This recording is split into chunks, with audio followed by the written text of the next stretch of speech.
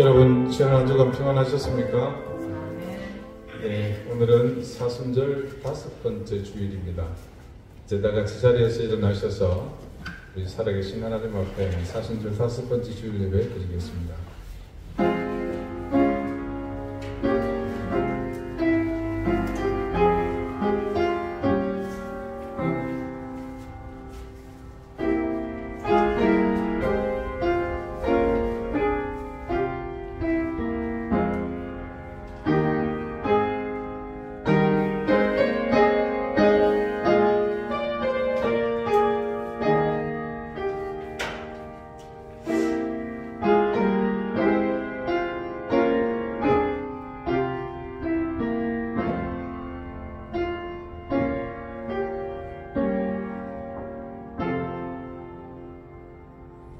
그러므로 형제들아, 우리가 예수의 피를 힘입어 성소에 들어갈 담력을 얻었나니 그 길은 우리를 위하여 휘장 가운데로 열어놓으신 새로운 살 길이요 휘장은 곧 그의 육체니라.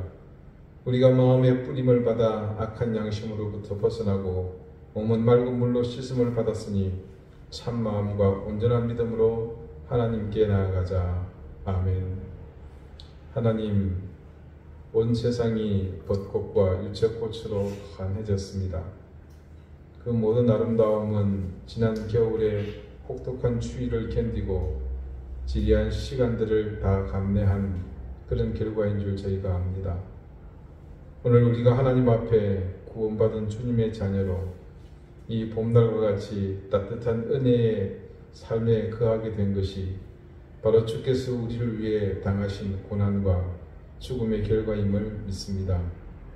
오늘도 하나님의 사랑을 묻는 자들에게 당신이 지신 거친 십자가를 보여주시며 우리가 가고 있는 길과 전혀 다른 곳으로 마지막 처절한 고통의 길을 향해 가시는 그 주님을 바라보며 이 시간 우리가 우리의 걸음을 돌이켜야 하지만 우리의 의지가 너무나 강해 주님을 간절히 구하고 우리를 향해 손짓하는 길이 아닌 우리 욕망의 길로 지금껏 걸어왔었습니다.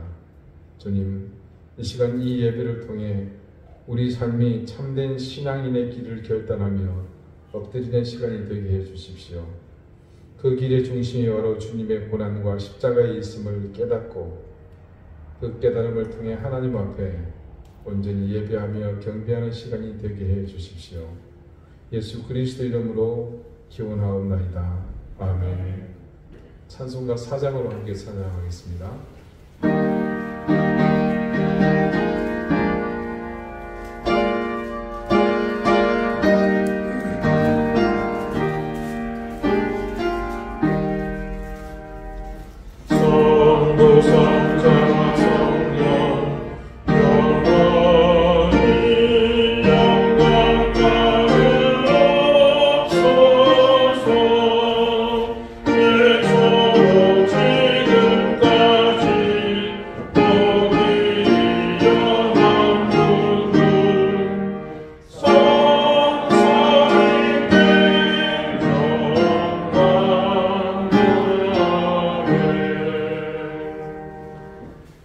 이제도 함께 참여의 기도를 드리겠습니다. 하나님의 인자와 자비를 우리에게 베푸시는 은혜로우신 주님, 이 시간 우리가 하나님의 전에 머리 숙여 우리의 죄와 허물을 고백합니다. 하나님의 자녀로 거듭난 우리는 하나님을 영원롭게 하며 영광을 돌리는 삶을 살아야 하지만 우리 삶은 여전히 그렇지 못했습니다. 하나님께 찬양을 드리는 우리 입술로 함부로 말하며 거짓을 말하고 정죄와 비난을 일삼았습니다. 우리의 행동은 너무나 무분별했으며 모든 걸음마다 하나님의 영광을 가리는 삶이었습니다. 십자가를 통해 우리는 값없이 구원을 받았고 고단한 이 인생길 가운데서도 주님께 받은 은혜는 이미 차고 넘치지만 우리는 이런 은혜에 감사하기보다 오히려 결핍에 집착하며 불평하고 원망했습니다. 주님, 저희가 너무 어리석었습니다. 하나님이 살아계셔서 지금 이 순간도 우리를 지켜보고 계시며 우리를 인도하심을 깨닫지 못하고 원망과 불평과 죄의 삶을 살았습니다. 주님, 어리석고 미련하게 살아온 우리의 삶을 회개하오니 우리의 죄와 허물을 용서해 주십시오. 이제는 하나님과 나만이 아는 은밀한 죄를 생각하며 계속해서 침묵 가운데 참여의 기도를 드립니다.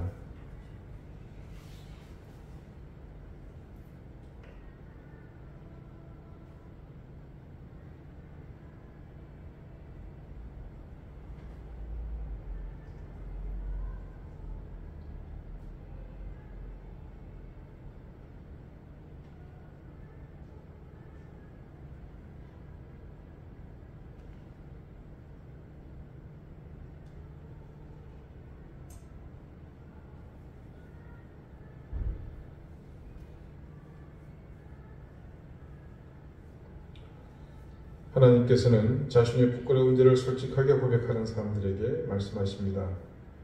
다시 우리를 불쌍히 여기셔서 우리의 죄악을 발로 밟으시고 우리의 모든 죄를 깊은 바다에 던지시리이다. 아멘.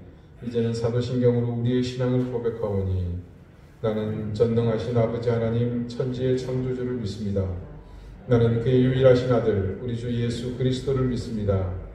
그는 성령으로 잉태되어 동정녀 마리아에게서 나시고 본디오 빌라도에게 고난을 받아 십자가에 못 박혀 죽으시고 장사된 지 사흘 만에 죽은 자 가운데서 다시 살아나셨으며 하늘에 오르시어 전능하신 아버지 하나님 우편에 앉아 계시다가 거기로부터 살아있는 자와 죽은 자를 심판하러 오십니다.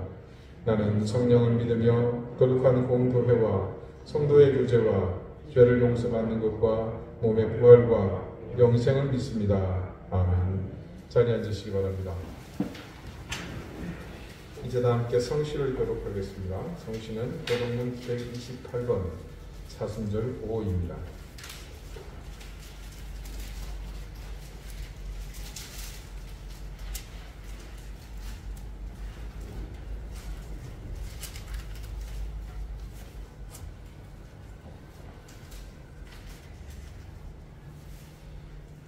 나의 영혼이 잠잠히 하나님만 바라며 나의 구원이 그에게서 나오는도다.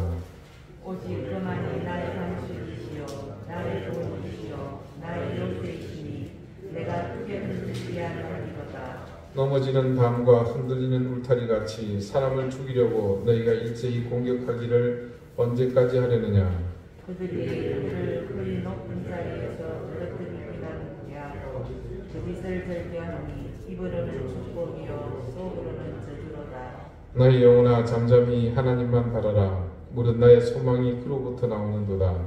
오직 그만이 나의 반석이시여 나의 구원이시여 나의 요새이시니 내가 흔들리지 아니하리로다. 나의 구원과 영광이 하나님께 있으며 내 힘의 반석과 피난처도 하나님께 있도다. 백성들아 이시로 그를 의지하고 그의 마음을 구하라. 하나님은 우리의 피난처시로다. 아멘. 기도드리겠습니다. 고난의 길을 통해 영광의 면류관을 쓰신 주님, 고난 없는 영광은 헛된 것이라는 사실을 깨달으며 우리 모두 주님의 고난에 기쁘게 참여하는 인생이 되게 해주십시오. 주님의 그 고난이 곧 우리를 위한 구원의 기름을 우리의 삶을 통해 세상에 온전히 증거되게 하시고 십자가의 죽음이 소멸과 저주의 현장이 아니라 영원한 하늘의 소망을 여는 생명의 문임을 증언하게 해주십시오. 세상 모든 곳은 지금 고통과 신음으로 극한의 시간을 보내고 있습니다. 인간의 허망한 욕심으로 이 지구촌이 감당하지 못하는 큰 어려움 속에 빠지게 되었습니다. 하나님, 인간이 버리지 못하는 추한 욕망 때문에 온통 무너지고 있는 이 지구촌을 불쌍히 여겨주십시오. 코로나의 기세가 다소 누그러들면서 우리에게도 희망이 보입니다. 그러나 이 위기 속에서 우리가 온전히 감당하지 못한 우리의 과오를 바라보며 하나님을 향해 세상을 향해 온전히 겸손함으로 겸비하게 해주십시오. 차츰 우리의 일상이 회복되며 무엇보다도 절망과 고통 속에 있는 세상이 큰 힘을 얻게 해주십시오. 세상을 주관하는 자들, 힘 있는 자들이 하나님의 살아계심 앞에 자신의 오만함을 벗어버리게 하시고 손바닥으로 하늘을 가리고 수치를 모르는 짐승 같은 모습에서 속히 벗어나게 해주시기를 구합니다. 떠나는 정부도 새롭게 시작하는 정부도 그들이 바라보아야 할 곳이 곧 국민임을 알게 하시고 그들의 눈이 험한 곳을 바라보며 온 세상에 손가락질하는 어리석은 길에 서지 않도록 하나님 인도해 주시기를 구합니다. 뉴스에서 사라지면서 울진과 삼척의 이재민들이 얼마나 큰 고통을 받고 있는지 저희는 또 헤아릴 수 없습니다. 하나님, 화마의 모든 것을 잃어버린 저들이 절망하지 않도록 원정의 손길이 이어지게 도와주시고 하나님, 우리가 그들을 더 하나님 앞에 세우며 기도할 수 있게 해주십시오. 우크라이나에 일어난 전쟁은 하나님 이제 끝을 향해 가는 듯하지만 여전히 그 가운데는 총탄이 난무하고 많은 생명들이 무고히 죽어가야 합니다. 한 사람의 광격인 저 망상을 주님께서 속히 짓밟아 주시고 무너지게 하시고 종식되게 해주시기를 구합니다. 하나님, 이 지구촌이 온 나라가 함께 하나님 앞으로는 이런 일에 대해 철저히 응징할 수 있도록 도와주시길 기도합니다. 하나님, 군부의 탄압 속에서 기억에서 잊혀가는 미얀마 국민의 하나님 고통을 들어주시길 기도합니다. 이슬람 급진주의자들에 의해서 다시 과거로 회귀하고 있는 아프가니스탄의 이 어려운 현실을 하나님께서 속히 종식시켜 주십시오. 하나님, 그동안 3년이어 지속된 코로나 현장 속에서 우리 교우들의 모든 삶이 많이 피폐해져 있습니다. 무너진 생업의 현장을 지켜주시고 코로나 감염으로 고통받는 교우들을 속히 하나님께서 회복시켜 주십시오. 병마와 싸우고 있는 교우들 하나님께서 기억해 주시고 하나님 그들 모두에게 은혜와 자비를 더해 주시기를 기도합니다. 양재영 집사님, 우리 은혜별 삼촌 모두 하나님 이 극한의 상황 속에서도 좌절하거나 실망하지 않고 하나님을 끝까지 의지하며 승리할 수 있도록 도와주십시오. 사순절이 서서히 막바지를 치닫고 있습니다. 이제 다음 주는 고난주간 그리고 부활절에 있게 될 텐데 십자가를 향해 더 깊은 고통과 절망을 향해 나가는 주님의 걸음을 기억하며 우리가 우리 자신을 철저히 돌아보고 하나님 앞에 엎드리게 해주시며 이런 시간들을 통해 십자가를 통해 베푸신 하나님을 더 깊이 하나님의 사랑을 더 깊이 깨닫게 해주십시오. 주님, 우리가 지난해부터 지금 계속해서 하나님 앞에 각오하고 결단하는 정직한 신앙과 바른 믿음을 얻고자 하는 우리의 바람을 하나님께서 채워주시고 이 정직한 신앙과 바른 믿음을 통해 참된 교회를 세워나가며 이곳 제주부터 이 땅 그리고 온 세계를 넘어 우리가 복음의 귀한 도구가 되게 해주시기를 구합니다. 오늘 예배 자리에 나온 주님의 귀한 자녀들을 기억하시며 모두가 겸손함과 가난한 심령으로 주의 은혜를 구하게 해주십시오. 감사드리며 예수 그리스도 이름으로 기도드립니다. 아멘.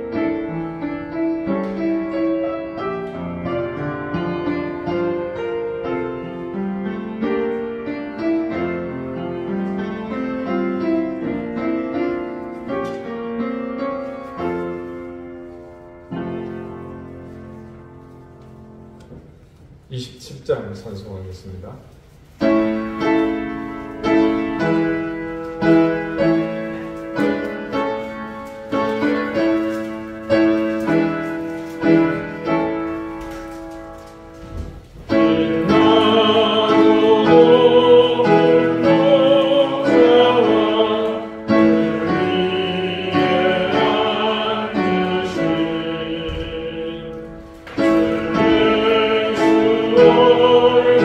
Lord.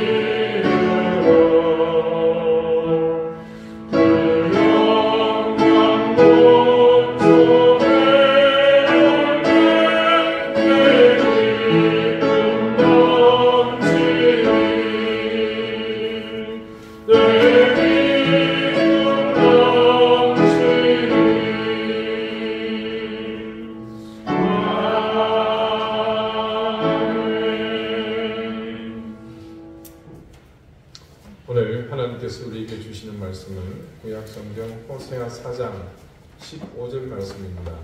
구약 1260쪽입니다.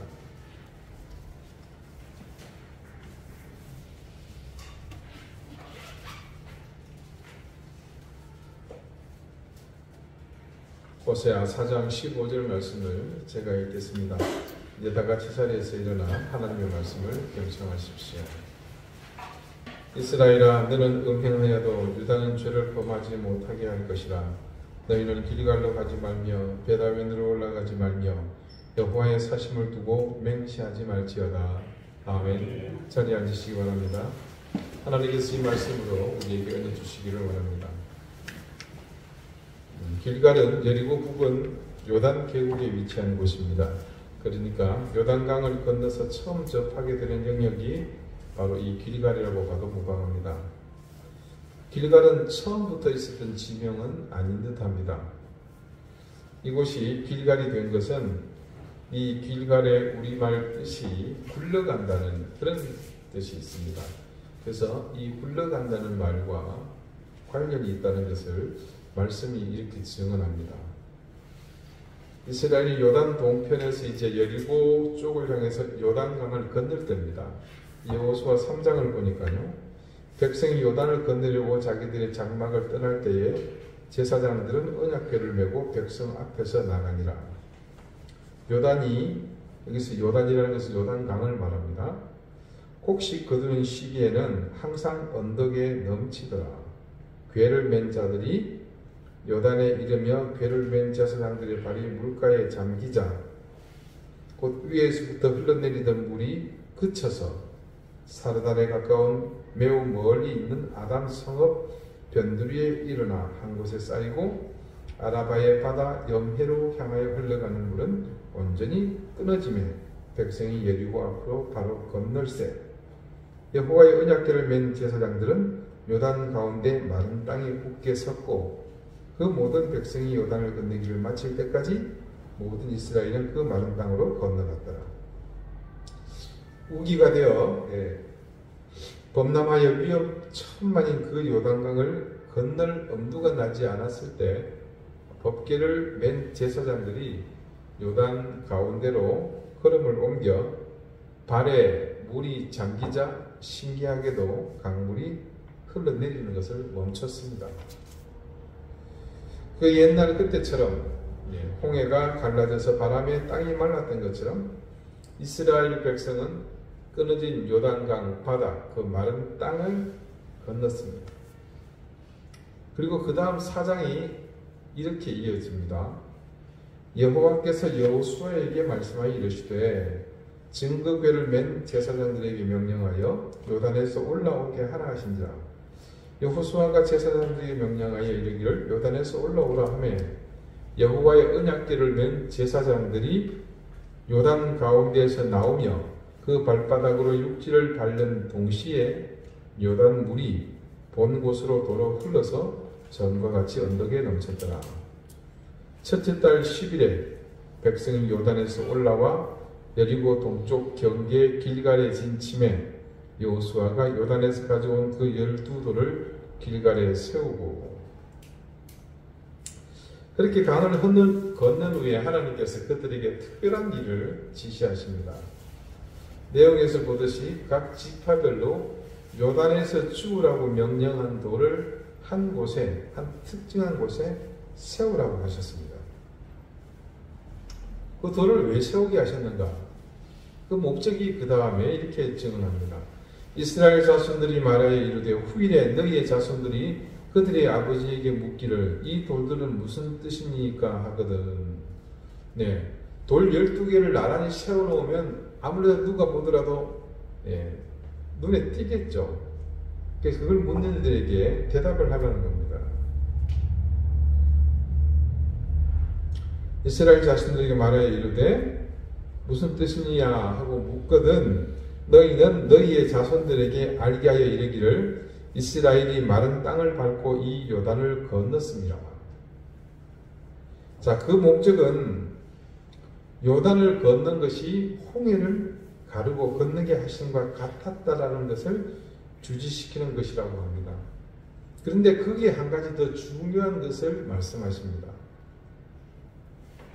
너희 하나님 여호와께서 요단 물을 너희 앞에서 마르게 하사 너희를 건너게 하신 것이 너희의 하나님 여호와께서 우리 앞에 홍해를 말리시고 우리를 건너게 하신 것과 같았나니. 이거는 조금 전에 말씀드렸죠. 그 다음입니다. 이는 땅의 모든 백성에게 여호와의 손이 강하신 것을 알게 하며 너희가 너희의 하나님 여호와를 항상 경외하게 하려 하심이라. 이게 사실은 더 중요한 목적이었습니다. 즉 이스라엘을 하나님의 전능하신 힘으로 도우신 증거로 이 돌들을 세우게 하신 거죠. 그때 그들이 돌을 세운 곳이 바로 말씀에서 증거한 바와 같이 길갈입니다. 자, 성경은 이후에 기록됐기 때문에 길갈이라는 지명이 있었지만 그때는 그냥 그곳이었습니다. 어떻게 보면 이스라엘 백성이 요단강을 건너서 처음 가나안 땅을 밟으며 가장 먼저 한 일이 바로 이 표시석 12개의 돌을 그곳에 세운 것입니다. 어디예요? 이 길갈. 그리고 보면 이 길갈이라는 곳은 요단을 건넌 후 처음 만난 땅이기도 하지만 더 의미가 있는 것은 무엇보다 그곳에 하나님의 이 놀라운 역사를 기념하는, 그 역사를 기억하는 기념물을 세워 하나님의 전능하신 손길을 기억하는 장소로 세워졌다는 것입니다. 자, 그 다음에 이 길갈에서 더 역사적인 일이 일어납니다. 그거는 그 다음 장에 소개되어 있습니다. 그때 여호와께서 여호수아에게 이르시되 너는 부싯돌로 칼을 만들어 이스라엘 자손들에게 다시 할례를 행하라 하시니.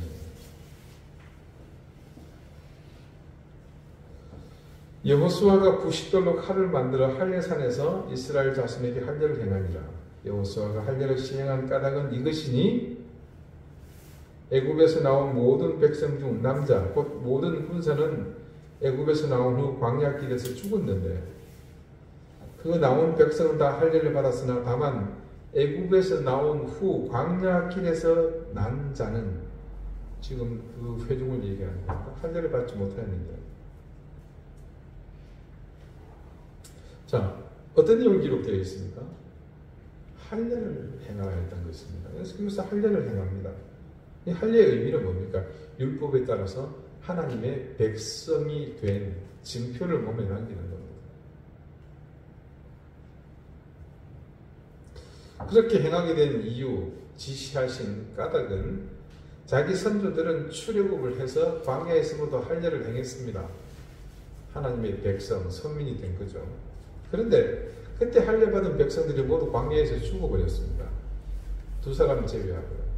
여호수아와 갈렙을 제외하고. 하나님과 언약을 맺은 백성으로서 그들이 할례를 행하여 구별된 사람이 되었지만 하나님을 배반하고 불순종한 결과로 그들은 그 광야에서 죽어 불기의 계획이 되고 말았습니다. 모두 묻혀버렸죠. 그리고 여호수아와 갈렙을 중심으로 새롭게 구성된 그들의 후손들이죠. 지금 이 이스라엘 공동체가 이제 이곳에 첫 발을 내딛게 된 그 시점에 다시 그 언약의 징표인 할례를 행하게 된 겁니다. 자, 이거는 뭐 여러 가지 의미를 굉장히 많이 갖다 붙일 수 있겠습니다만, 자, 그때 행해진 할례의 의미를 하나님은 여호수아를 통해서 이스라엘의 새로운 세대에게 설명을 해 주었습니다. 그들의 대를 잇게 하신 이 자손에게 여호수아가 할례를 행하였으니 길에서는 그들에게 할례를 행하지 못하였으므로 할례 없는 자가 되었음이었더라. 또 그 모든 백성에게 할례 행하기를 마침에 백성이 진중각 처소에 머물며 낫기를 기다릴 때에 여호와께서 여호수아에게 이르시되 내가 오늘 애굽의 수치를 너희에게 떠나가게 하였다 하셨으므로 그곳 이름을 오늘까지 길갈이라 하느니라. 자, 길갈이라는 이름이 실제로 이때 처음으로 하나님으로부터 부여된 것입니다. 이때 하나님이 이곳의 지명을 할례를 행하는 의미를 담아서 이제 애굽의 모든 수치가 떠나갔다, 굴러갔다. 그러니까 하나님께서 아람어로 말씀하시겠죠. 히브리어로 모든 수치가 길갈했다. 그래서 그곳을 길갈이라 그렇게 이름하게 된 것입니다. 그리고 또 하나 광야길을 오는 동안 매일 아침 그들의 진영에 내리던 만나가 그 무렵에 그치게 됩니다. 무슨 말이겠습니까? 이제 하나님이 하늘에서 일용할 양식을 내려주지 않아도 그들이 굶지 않게 되었다는 말입니다. 광야는 여러분 어디서 먹을 걸 구할 데가 없어요. 전기가 없기 때문에 편의점도 거기는 채울 수가 없습니다. 네, 하다못해 구멍가게 전방도 없습니다. 온천지가 돌이고 바위밖에 없기 때문에 그래서 하나님이 만나를 매일매일 그들에게 내려주셨던 거죠. 근데 이제 그런 광야가 아닌 적과 꿀이 흐르는 가나안으로 들어오게 되었습니다. 그들에게 그치게 된 만나가 그치게 된 이 사건은 더욱 중요한 한 가지가 있습니다. 특별한 기념비적인 일을 마친 이후에 그 일이 일어납니다. 또 이스라엘 자손이 길갈에 진쳤고 그달 14일 저녁에는 여리고 평지에서 유월절을 지켰으며, 자, 그들이 할례를 행한 그 달의 14일에 여리고 평지에서 유월절을 지켰다고 말씀은 전합니다. 자, 자신들의 뿌리가 어디서부터 어떻게 나왔는지 그 사실을 분명하게 확인시켜주는 유월절을 그들은 이곳 가나안 땅에서 처음 지키게 됩니다. 그리고 그해 가나안에서 그 땅의 소산물을 먹은 뒤에 만나가 그쳤습니다. 자, 정리해 보면요, 많은 내용을 말씀드렸습니다. 이 길갈은 먼저 요단강이 범람하여 건들 수 없는 것을 하나님께서 홍해의 기적과 같이 그 물길을 끊고 그들을 건너게 하신 이 기적 행하신 사건을 돌을 세워 기념한 곳이며, 동시에 모두가 할례를 행하여 하나님의 구별된 백성이 되었음을 새롭게 확인한 그런 장소입니다. 그리고 그 길갈을 기점으로 하여 여리고 평지에서는 가나안 입성 후 최초의 유월절을 지켜 그들의 정체성을 다시 한번 확고히 했고, 그 후에 만나가 아닌 하나님이 이 땅을 통해 주시겠다는 복록을 상징하는 첫 소산물을 먹음으로 만나의 시대를 종결지은 그런 의미 있는 장소입니다. 길갈은 그래서 이스라엘 백성에게 너무나 상징적이고 깊은 의미가 있으며 어떤 곳보다도 엄중하게 기억해야 될 그런 장소였습니다. 그리고 그 다음 이 길갈이 한동안 잊혀지고 있다가 사무엘상 11장에 다시 등장합니다. 사무엘이 백성에게 이르되 오라 우리가 길갈로 가서 나라를 새롭게 하자. 자, 길갈이 다시 등장합니다.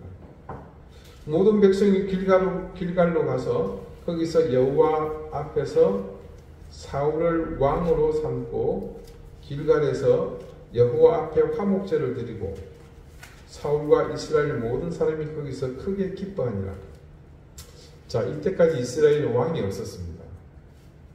사사들이 치리하고 있었죠. 하지만 주변의 상황은 달랐습니다. 여기저기 왕들이 통치하는 민족들이 일어서면서 그들이 일사불란하게 강력한 군사력으로 이스라엘을 위협해 오기 시작합니다. 백성은 사무엘에게 왕을 요구했죠. 그런데 이것이 하나님을 버리고 인간의 통치 시대를 열겠다는 의도임을 알고 그들의 요구를 묵살해 왔습니다. 결국 하나님의 때가 되었을 때 하나님은 사무엘에게 그들의 명을 들어주라 말씀하셨고, 그래서 첫 대상으로 세워진 왕이 누구였습니까? 바로 우리가 아는 사울 왕입니다. 그런데 말씀에는 사무엘이 이 이스라엘의 첫 왕을 세우는 곳으로 이 길갈을 선택했노라 그렇게 증거합니다. 단지 왕을 선택하는 것뿐만 아니라 그곳에서 그 모든 일을 하나님 앞에 구하면서 화목의 제사를 또한 드리고자 합니다. 사무엘은 선지자였습니다. 하나님과 누구보다도 소통하는 사람이었죠. 그런 사람에게 있어서 이 길갈에서의 제안은 너무나 적합한 곳이 아닐 수 없습니다. 이스라엘 역사에 기록될 이 중차대한 일, 최초로 왕을 세우는 일에 이 길갈보다 더 적합한 곳은 없었죠. 한 나라, 즉 왕국의 첫발을 내디딘 곳이 길갈이었기에 그것은 초대 왕으로 추대된 사울 왕에게도 남다른 의미가 있는 겁니다. 그런데 이 길갈을 이후 사울이 다시 찾을 때는 이전과 완전히 상황이 틀려집니다. 사무엘상 13장 8절에서 15절 가운데 기록되어 있는 말씀입니다. 사울은 사무엘이 정한 기한대로 이레 동안을 기다렸으나 사무엘이 길갈로 오지 아니하며 백성이 사울에게서 흩어지느니라. 사울이 이르되 번제와 화목제물을 이리로 가져오라 하여 번제를 드렸더니. 자, 지금 이 일이 일어나고 있는 곳이 길갈입니다. 내용은 다소 탕혹스러운 내용을 담고 있죠. 블레셋과의 전쟁을 앞두고 사무엘이 하나님께 제사 드린 후 사울이 출정하도록 그렇게 되어 있습니다. 이것은 그 시대의 공식입니다. 그런데 말씀은 사무엘이 정한 기한대로 이래 안에 들어오지 않았다고 증언합니다. 이때 사무엘이 그곳 길갈로 조금 늦게 돌아왔죠. 그런데 그 전에 사울은 어이없게도 자신이 직접 하나님께 번제를 드리고 맙니다. 율법 어디에도 제사장이 아닌 사람이 하나님께 직접 제사를 드리는 법은 없습니다. 늦게 도착한 사무엘이 이 사실을 목도하고는 당혹합니다. 번제 드리기를 마치자 사무엘이 온지라 사울이 나가 맞음에 무난하며 사무엘이 이르되 왕이 행하신 것이 무엇이냐 하니 사울이 이르되 백성은 내게서 흩어지고 당신은 정한 나라에 오지 아니하고 블레셋 사람은 mik마스에 모였음을 내가 보았으므로 이에 내가 이르기를 블레셋 사람들이 나를 치러 길갈로 내려오겠거늘 내가 여호와께 은혜를 간구하지 못하였다고 부득이하여 번제를 드렸나이다 하더라. 자, 여러분, 선지자가 아닌 왕의 처지에서는 충분히 이해할 수 있는 일입니다. 그런데 사무엘의 대답은 사울의 기대와 전혀 다르게 나옵니다. 사무엘이 사울에게 이르되 왕이 망령때 행하였도다. 왕이 하나님 여호와께서 왕에게 내리신 명령을 지키지 아니하였도다. 그리하였더라면 여호와께서 이스라엘 위에 왕의 나라를 영원히 세우셨을 것이오니. 대답은 듣기에 부드러운 듯하지만 그 내용은 무시무시합니다. 무슨 얘기입니까? 왕이 하나님 여호와께서 왕에게 내리신 명령을 지키지 아니하였거든. 그리하였더라면 지켰더라면 여호와께서 이스라엘 위에 왕의 나라를 영원히 세우셨을 것이다. 자, 이걸 단적으로 표현하면 당신의 왕위는 끝났다는 얘기입니다. 역설적으로 말하고 있죠. 혈통으로 계승되는 것이 고대 왕국의 왕권이지 않습니까? 그러니 자연히 이 사후에는 그 아들이 손주가, 증손주가, 고손주가, 현손주가 계속 이어서 왕이 되는 것이 자명한 건데 이제 그 일은 일어나지 않겠다는 겁니다.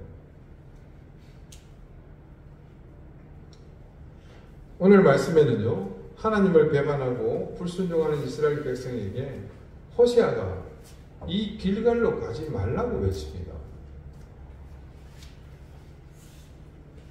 과연 사울의 시대 이후 수백 년이 지난 지금 왜 호세아는 그들에게 이 길갈로 가지 말라고 외치는 걸까요? 조금 전 우리가 길갈이라는 지명이 가진, 그리고 그곳에서 역사 속에 있었던 일들을 반추하면서 알게 된 사실을 두고 볼 때 몇 가지의 가능성을 염두에 둘 수 있습니다. 먼저는 이 길갈이 다른 곳처럼 산당이 있어서 그곳에서 이방의 음란한 제사를 지내는 것이 아닌가 하는 그런 가능성을 엿볼 수 있습니다. 가지 말라고 하잖아요. 그런데 실제로 정황상 이곳이 산당에 있는 장소를 보기는 힘듭니다. 산당은 어디에 있었습니까? 산 위에 있었거든요. 여기는 여리고 평지잖아요. 다소 거리가 있어 보입니다. 두 번째 이유는 이 첫 번째 이유와 상반된 이유인데요. 실제로 이 길갈의 가치와 의미에 관한 내용입니다. 어쩌면 이 두 번째 내용이 실제 이유라고 봐야 할 것이 그것을 뒷받침하는 말이 이어서 나오고 보고 있거든요. 본문의 끝부분 보십시오. 여호와의 사심을 두고 맹세하지 말지어다. 이 맹세를 금하는 거죠. 어디에서 했다는 겁니까? 이 길갈에서 그런 일을 했다는 거죠. 여러분 아시다시피 하나님을 두고서 거짓으로 맹세하는 것은 큰 범죄입니다. 이런 의미로 볼 때 하나님의 사심을 두고 거짓 맹세를 그 당시에 그들이 그곳에서 자주 했다는 것을 알 수 있습니다. 그래서 그들에게 길갈로 가지 말라는 것은 길갈에서 새로운 언약을 세우고 할례를 행하던 그 일을 반추하면서 그들이 그곳을 찾아서 분명 자신들의 삶을 돌이키지도 않으면서 거짓 맹세를 하나님을 향해 내뱉는 것을 금하는 것으로 볼 수 있는 거죠.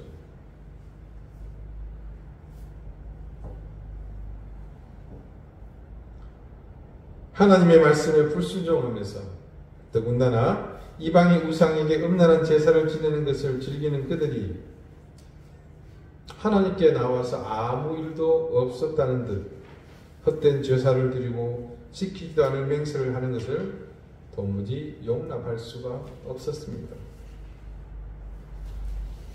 그리고 또 한 가지 사실이 그 다음에 이어지고 있는 것을 볼 수 있습니다. 호세아는 그들에게 길갈로만 가지 말라고 말한 것이 아니죠. 본문에 어디가 나옵니까? 벳 아웬으로 올라가지도 말라고 합니다. 자, 아모스 5장 5절이 이렇게 증거합니다. 베델을 찾지 말며 길갈로 들어가지 말며 브엘셰바로도 나아가지 말라.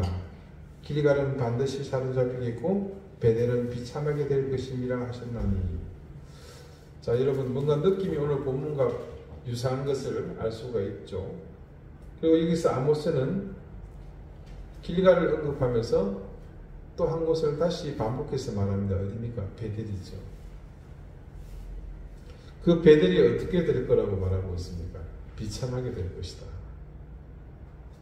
벳은 집을 뜻하는 말이죠. 기억하시겠죠? 엘은요, 여호와 하나님. 그러니까 벳엘임은 무슨 말입니까? 하나님의 집이라는 뜻이에요.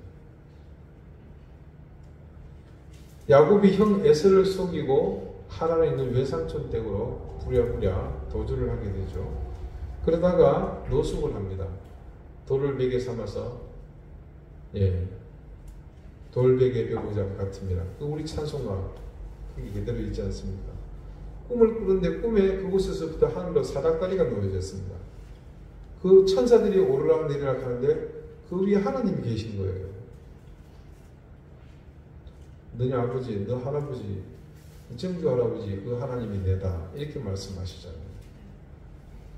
그리고 이 야곱에게 약속을 주셨거든요. 그렇게 꿈에서 깬 야곱이 놀래서 그곳에 돌을 세우고 이곳에 하나님이 집이 있다. 그렇게 벳엘이라고 이름을 붙였던 겁니다. 그래서 이 베델이라는 이름은 자신들의 뿌리인 야곱이 세운 곳이므로 더군다나 그 의미 자체가 하나님의 집이기 때문에 그들에게 얼마나 소중하고 존귀한 이름이겠습니까? 그런데 이스라엘이 타락해가면서 이후에 이 베델을 다른 이름으로 부르게 됩니다. 그게 바로 오늘 여기 있는 베다윈입니다. 그러니까 호세아가 길갈과 베다윈으로 가지 말라고 하는 것은 길갈과 베델로 가지 말라는 아모스의 이 말과 일맥상통하는 겁니다. 무슨 상황일까요? 길갈이 가진 결코 가볍지 않은 상징적 의미들, 그리고 자신들의 조상 야곱이 하나님을 만난 후 세운 베델이라는 이름이 모두 더럽혀지고 그 의미가 퇴색되어 버렸다는 뜻입니다. 이스라엘을 향한 하나님의 그 뜨거운 사랑과 하나님의 그 헌신이 모두 더럽혀진 상황입니다. 길갈이 기념하고 있는 여호와 하나님의 모든 것을 더럽혔습니다. 베델이 하나님의 집이 그들의 범죄로 인해서 비참한 집, 죄악의 집이 되어버렸습니다.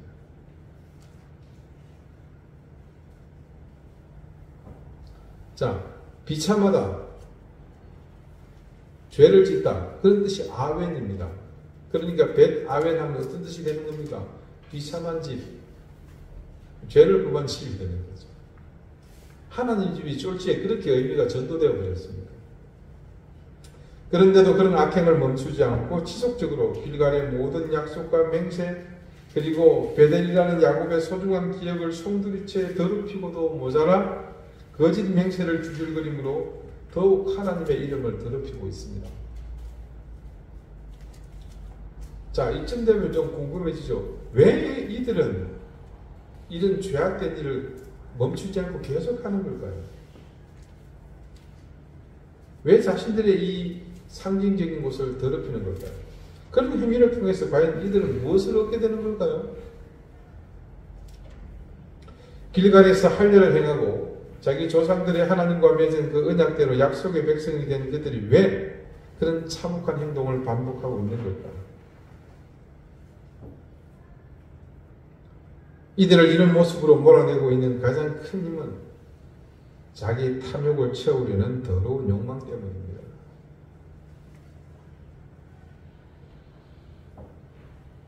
추석은 이 부분에 대해서요, 거의 모두가 당시 가나안의 풍요를 기원하는 제의식을 통해 풍요를 누리고픈 그들의 바람이 원인이라고 합니다. 자, 여러분, 그렇다면 그것이 원인이면 당연히 천지를 주관하시는 여호와 하나님을 찾는 것이 정답입니다. 그런데 그들은 정작 진짜 주인인 하나님을 제외하고 풍광, 수토, 바람과 햇빛과 비와 이 토양을 다스리는 또 다른 우상을 숭배하는 거죠. 그들이 진짜 주인이어서라기보다는 주인이라서가 아니라 그들을 주인이라고 여기면 더욱 만족스러운 탐욕에 대한 체험이 있었기 때문입니다. 결국 그들에게서 하나님은 경배와 순종의 대상이 아니라 탐욕을 채우는 도구로서 자리 잡았고 지금은 그 도구가 시원찮아서 버려졌고 대신 자기 수준에 만족하는 헛된 우상이 자신들을 지배하는 꼴이 되고 말았습니다. 이제 이 말뜻을 이해하시겠죠.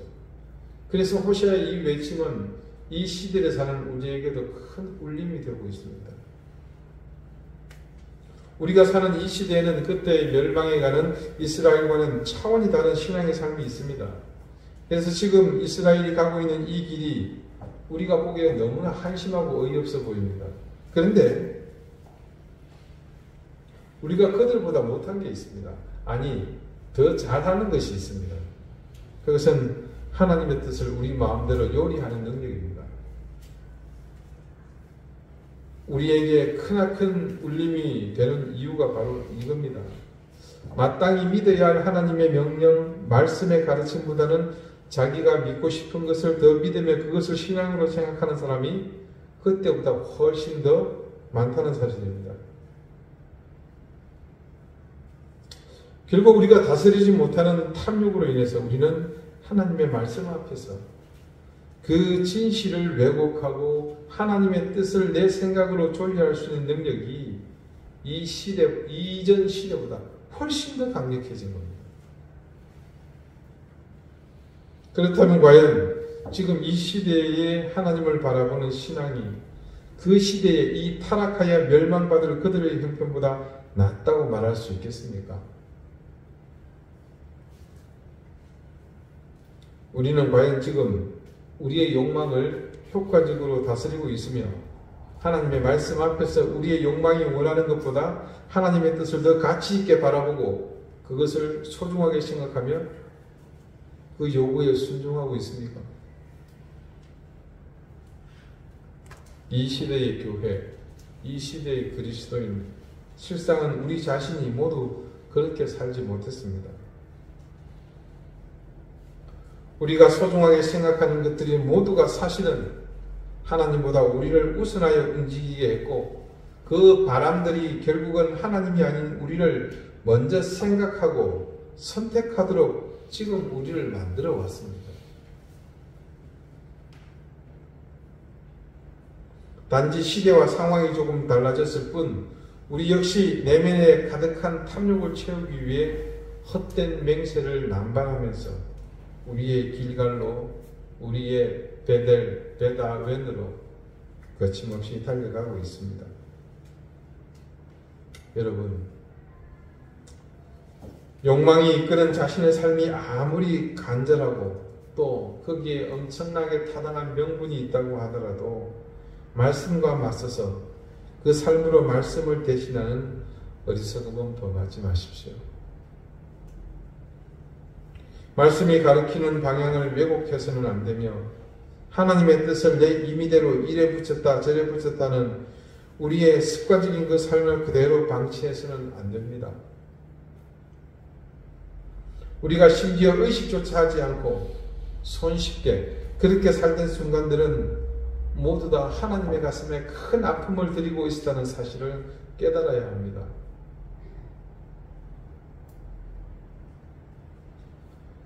하나님 자신이 선택한 그 민족을 통해 당하셔야만 했던 그 배신을 또다시 우리가 그분께 가하는 것은 이스라엘이 걸어간 그 길로 우리도 가고 있다는 사실을 자각해야 합니다. 그리고 그 길은 길갈의 가치와 의미를 전도시키는 일이며 하나님의 집을 더러운 욕망의 집, 비참한 집으로 만드는 벳 아벤으로 나가는 길임을 또한 명심해야 합니다. 사랑하는 우리 교우 여러분, 내 삶이 향기로워지는 것은 나를 통해 내 욕망이 실현될 때가 아니라 하나님이 드러날 때입니다. 우리의 삶이 그분의 말씀이 되고 우리의 모든 신앙이 그분의 살아계심을 드러내는 모습이 될 때 우리는 비로소 신실한 그리스도인의 모습으로 나타나게 됩니다. 그 삶이 바로 구별된 것, 거룩한 삶이 되는 것이며 그런 삶들이 모여 하나님의 나라를 이루는 것입니다. 오늘 호세아가 그토록 길을 가로막고서 그들에게 외치는 이 소리에 귀 기울이십시오. 그리고 우리를 헛된 길갈로 배달인으로 이끄는 이전의 모든 삶에서 벗어나십시오. 대신 말씀이 가리키는 곳으로 하나님이 부르는 그곳으로 나가십시오. 우리 주님은 그렇게 결단하고 나서는 여러분을 기뻐하시며 굳건하고 강한 그분의 팔로 우리를 붙잡고 신실한 그리스도인의 삶으로 성숙한 주님의 자녀로 인도해 주실 것입니다. 기도드리시겠습니다. 하나님, 끝을 모르는 우리의 욕망은 우리를 삼킬 뿐 아니라 하나님을 대적하는 힘으로 나타난다는 사실을 깨닫게 해주십시오. 정직한 신앙과 바른 믿음을 통해 우리가 신실한 그리스도인으로 사는 것은 우리 속에 깊이 뿌리내리고 있는 탐욕을 극복하고 우리 자신을 겸손히 엎드리게 하는 것에서부터임을 기억하며 말씀을 따라 하나님의 뜻을 최우선하는 삶을 살게 해 주십시오. 이스라엘이 길갈의 의미를 퇴색시키고 하나님의 집을 비참한 곳으로 만들었던 그 삶을 우리가 답습하지 않게 하시고 오직 말씀 앞에 진실한 믿음, 하나님을 향한 바른 믿음으로 거룩한 하나님의 자녀가 되게 해 주십시오. 예수 그리스도 이름으로 기도드립니다. 아멘. 찬송가 341장으로 찬양하겠습니다.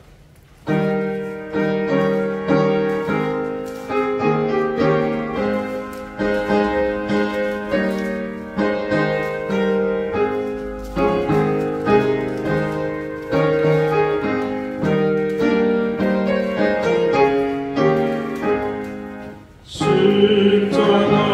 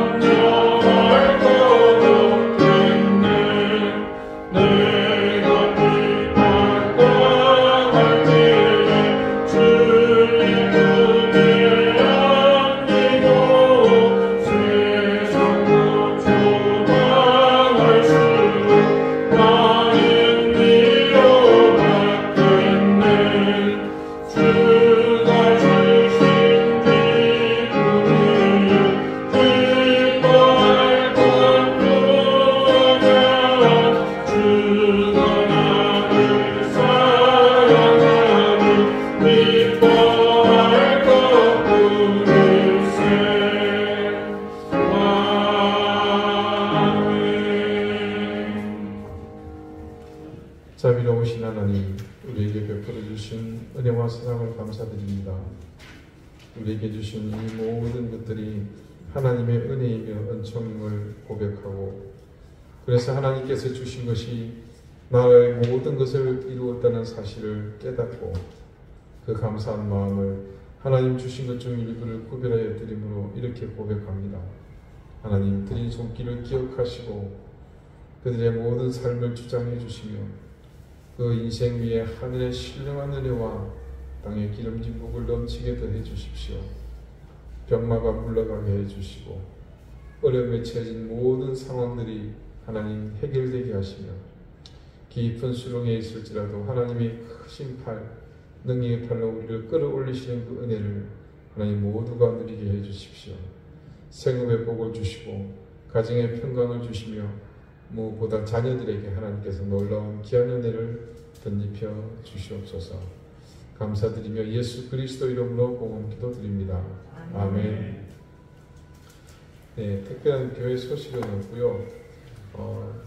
지난 주간에 제가 급히 고향을 다녀왔습니다. 많은 분들이 염려해 주시고 기도해 주시신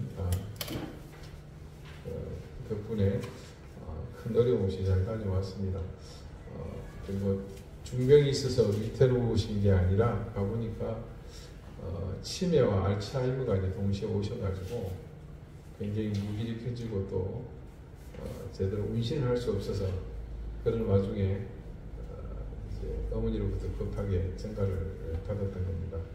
그래서 가서 제가 할 수 있는 조치는 다 해드리고 또 의료보험공단에서 또 검사도 마치고 그래서 이제 등록 판정을 기다리고 있습니다. 그래서 여러분 기도해 주셔서 감사드리고 또 그 덕분에 거의 수개월 만에 또 부모님을 뵐 수 있었습니다. 기도해 주셔서 너무 감사드립니다.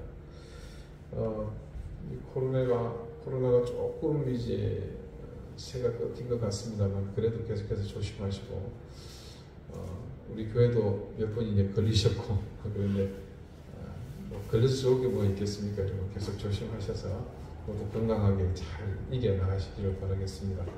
이제 다 같이 자리에서 일어나셔서 앞뒤 좌우에 계신 분들과 다정하게 인사를 나누시겠습니다.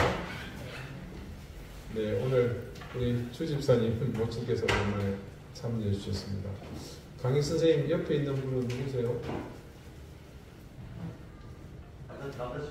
네, 반갑습니다. 되게 보고 싶었어요. 네, 54장은 그 찬송하겠습니다.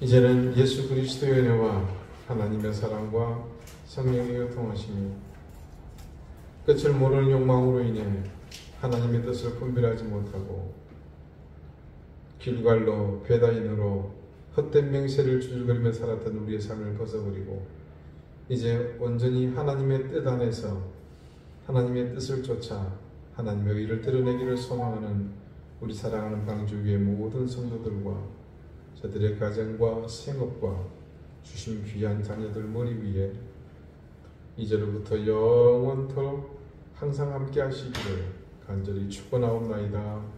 아멘.